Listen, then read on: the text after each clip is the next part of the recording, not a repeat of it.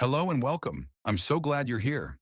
Tonight, let us take a slow, soothing journey through history, a quiet story of sleep itself. We'll gently explore how beds have evolved, how curtains once protected not only our dreams but our privacy, and the tender bedtime rituals our ancestors once held dear. So take a moment to settle in. Let your breathing slow. Allow your eyes to soften. Maybe you're already under the covers, or maybe you're just beginning to unwind. Wherever you are, this is your time, a calm space with no rush at all.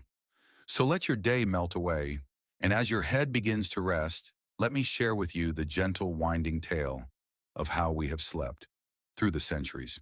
Long before there were mattresses or curtains, long before memory foam or nightstands, there were simple places to lie down. The first beds weren't made, they were found. Soft patches of leaves nestled in dry caves, cool corners beside flickering firelight. In early human shelters, a bed might be little more than a hollow in the ground, lined with grass, animal skins, or moss. Archaeologists discovered one of the oldest known sleeping places in a cave in South Africa. Nearly 200,000 years ago, someone had laid down a mat of reeds and fragrant leaves, perhaps to cushion their sleep or to keep insects away. We can imagine them curling up beside embers, the night quiet but for the chirping insects outside. There were no curtains, no walls, just earth and stars, and the gentle breath of sleep under a dark sky.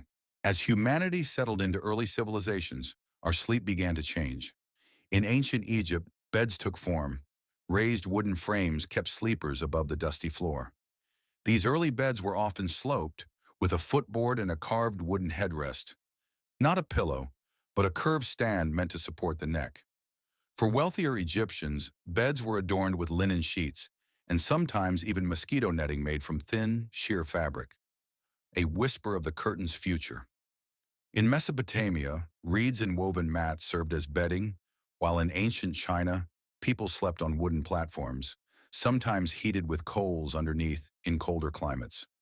Others used sleeping mats of silk or wool, depending on the season. It was a practical sleep, quiet, uneventful, peaceful. The Romans, ever clever and ever comfort-seeking, designed sleeping arrangements with function and ease. Beds had metal or wooden frames, strung with leather or rope lattices. On top, thick mattresses stuffed with wool, straw, or feathers. Curtains began to make a quiet appearance. Wealthy Roman homes might use thin drapes to divide sleeping areas from the rest of the house. They offered not only privacy, but also a sense of softness, a way to separate the day from night. Most Romans, however, kept it simple. Many slept on portable beds or couches that could be used by day and converted by night. Sleep was not yet the intimate retreat it would one day become. Now we travel into the winding alleys of medieval Europe. Sleep was shared and privacy rare. A peasant's cottage might have a straw-filled mattress on a wooden frame, or even a box bed built into the wall. Families and even guests often slept together in the same room, for warmth or safety. In castles and manor houses, grand canopy beds began to appear, with curtains, thick, heavy curtains. These weren't just for beauty.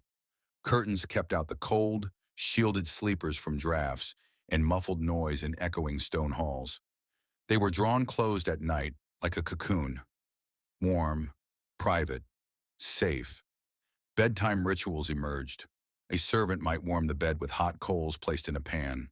A prayer was said, a candle was snuffed. Then under thick woolen blankets and behind drawn curtains, the castle fell to sleep. During the Renaissance, beds became more ornate and sleep more sacred. Carved bedposts, embroidered coverlets, decorative headboards. Curtains were no longer only for warmth. They became a statement of luxury, flowing from high canopies, swaying with the breeze. But beyond the opulence, sleep itself became ritualized. In France and Italy, the wealthier classes created sleeping chambers, separate from social spaces, a place reserved for rest. Clean linens were scented with lavender. Sleepwear became more delicate.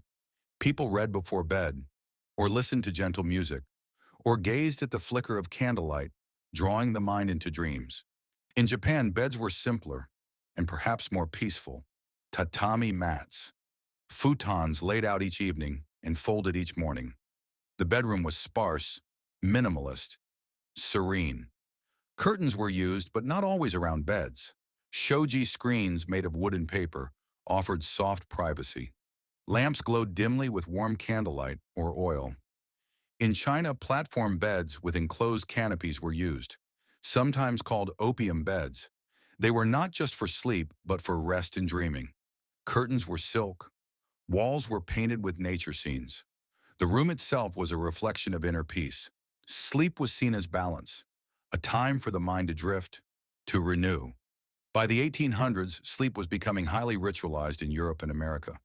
The Victorian bedroom was a private sanctuary. Lace curtains, gas lamps, porcelain water pitchers, iron bed frames with feather mattresses, quilts sewn by hand. Curtains around the bed became lighter, airier, more decorative than functional. Bedtime became an hour of etiquette.